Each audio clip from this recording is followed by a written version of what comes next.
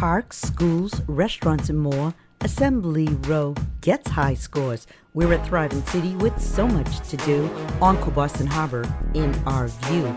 Politics, cannabis, controversial stories, heroes, villains, who gets the glory? 50 plus languages in Somerville is spoken. Sanctuary city, there are no free tokens. The history in Somerville stays alive. In All-American City, we won 3 times. Somerville connects. Somerville connects.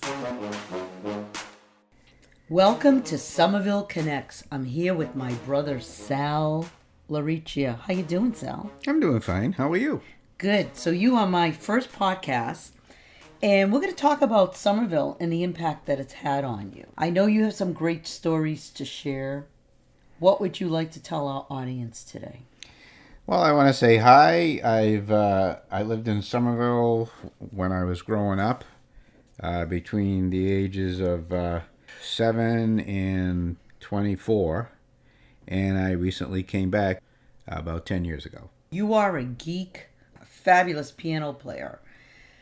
Has Somerville had an impact on your education? Did it start here? Everything has to do with who I have in my life. It's not what I have, and so it's about the relationships. I have an interest in arts and science. In the arts, I'm into music, and in the sciences, I'm into astronomy. One of my childhood friends, who I grew up with in Somerville, who lived a couple of blocks away, influenced me a lot with astronomy because he had a telescope and we used to share time together. He just visited me from California just a couple of years ago. And who is that? It's Bobby Caruso. Oh, Bobby Caruso from Lincoln Street. That's right. I had no idea. He lives in California now, and he made it a point to stop by a couple of years ago. But he was very influential with astronomy. In fact, I got the same exact telescope that he happened to have, which was my second telescope. So he was one of the guys that influenced me with science and ultimately an interest that I still pursue today, which is amateur astronomy. I'm very active in a club in the Boston area that meets in Cambridge once a month, and I have a lot of lifelong friends in that club. So again, it's about the relationships more than anything else. But you went on to do something really awesome. So this is how it all began. It began in Somerville, and you did something at the Harvard Observatory with Dr. Menzel, and National Geographic did a piece on what happened with you. Can you tell us about that? Yeah, I had the privilege of working at Harvard Observatory, and it was a co-op job through Northeastern.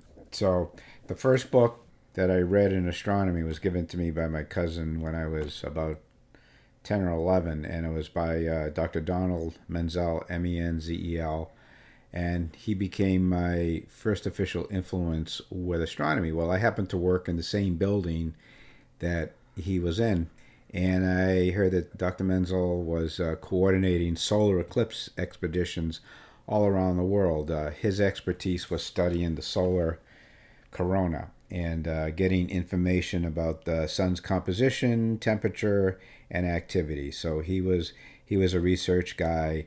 So I was just a kid. I was in my early 20s, and he was a retired professor emeritus from Harvard, but still had an office in Harvard Observatory. But he was going to lead a solar eclipse expedition to the Sahara Desert in 1973. And of course, I was a student, and I couldn't afford to go on a trip like that. So I got to meet him. Long story short, since I was in the astronomy club and I had built telescopes on my own, he asked me to build a very specialized instrument called an inner corona spectrograph. And its purpose was to look at elements in the inner corona, determine their temperatures and velocities, and it was a very exciting trip. But it all started here, and if I didn't live in Somerville, I probably wouldn't have worked in Cambridge. So the proximity of that workplace to where I live was really important. I often biked there, so it all worked out, and that was in the early 70s, and it was one of the best jobs I've ever had in my life, one of the best experiences. So I got to work with my childhood hero. Well, that's a great story, how Sal's journey with astronomy and your education began here in Somerville, your interest with Bobby Caruso, and ended up at Harvard Observatory. And then National Geographic did a whole piece on this. Thanks for joining us, Sal. Thanks for sharing your journey of how it all began in Somerville. Thank you. You're welcome. Somerville connects. Somerville connects. Somerville connects. Somerville connects.